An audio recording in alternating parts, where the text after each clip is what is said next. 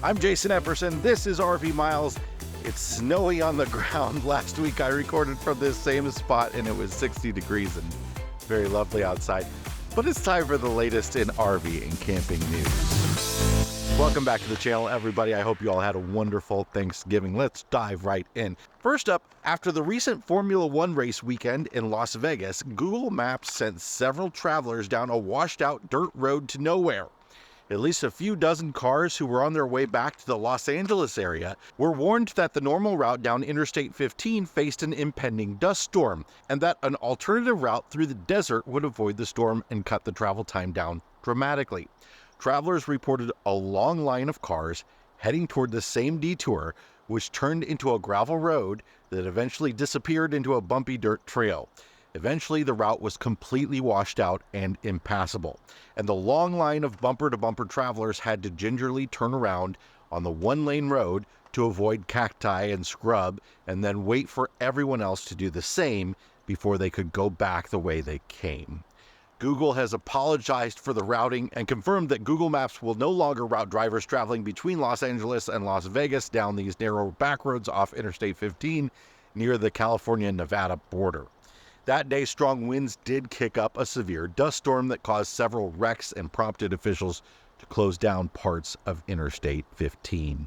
Officials in the Idaho Bureau of Land Management field offices are seeing an increase in overstaying on public land while dispersed camping away from developed recreation areas, and they're looking to remind the public of the rules. On most BLM lands, you can stay in one spot for 14 days within a 28-day consecutive time frame. But after 14 days, you need to move. And you need to move at least 25 air miles away from where you were, at least in this area. In some areas, you need to move out of their jurisdiction altogether. The rules do change a bit based on the local field office's policies and any special rules for a certain area, so make sure you check them out in advance. When BLM law enforcement officers notice that there has been an overstay on public lands, they do try to contact that individual, let them know what the rules are on dispersed camping, and then give a warning if necessary. Violation could result in a Class A misdemeanor, which could include jail time or a $1,000 fine. More in a moment, but first, this video is sponsored by RVmattress.com by Brooklyn Bedding, where you can get a real mattress from a real mattress company to replace the piece of junk plastic foam your RV manufacturer may have provided. You can get odd sizes and thicknesses to fit your smaller bunks, or you can get RV-length king and queen beds, and they can ship them right to you in a matter of days, even to a campground. We're actually even putting them in our new home. And now is a great time to buy because they're having their biggest sale of the year. You can always visit rvmattress.com/rvmiles to enjoy an exclusive 25% discount on your mattress with the code RVMiles. But make sure to explore all their outstanding sales through the month of November, which reach up to 30% off. Don't miss this chance to enhance your sleep quality. Visit rvmattress.com/rvmiles today. And remember, once November is over, so are those incredible deals. RV trailer values have dropped for the fourth month in a row at auction lanes after a peak in June, with the average towable coming in at $18,941 for October, down $1,197, 5.9% from September, according to Auction Lane Watcher Black Book. That peak in June was probably due to dealers auctioning off a slew of late model inventory in order to make room for the incoming 2024 units that began hitting the lots this fall. Overall, trailer values seem to be in line with where they were towards the end of last year, but still well above pre-pandemic numbers. 1 year ago, the average motorhome sold for $62,070, and the average selling price this October was about $2,000 higher at $63,812. Motorhomes have been bobbing up and down in auction value all year, but are well off the highs of around $80,000 in late 2021 and mid-2022. Motorhomes are still selling for nearly double what they were pre-pandemic. The RV Industry Association says RV production in October was down 13.1% compared to the 32,600 units shipped in October of 2022.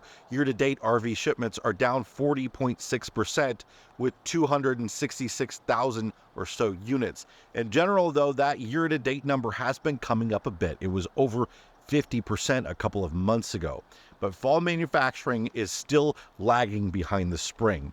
The RVIA says 20 million Americans plan to go RVing between Thanksgiving and New Year's, a 30% increase in holiday RV travel intention over last year.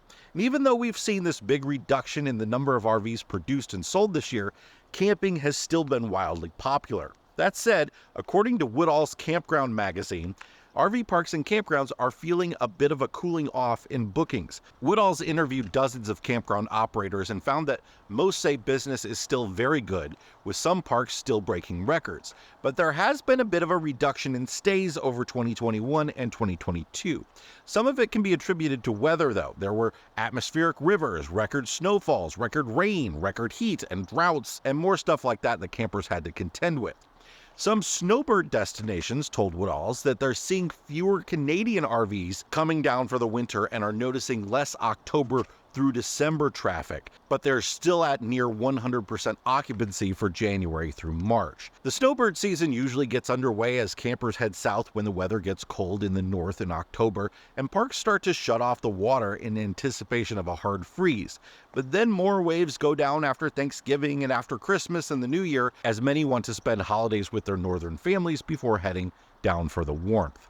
Looking forward, most parks are reporting increased advance revenue for 2024, but some are saying that reservation windows are getting a bit shorter, meaning more and more people are booking closer to their trip and less further out. We've seen a lot of far out booking with concerns that you might not be able to get a spot in the past, but that seems to be reducing a bit right now.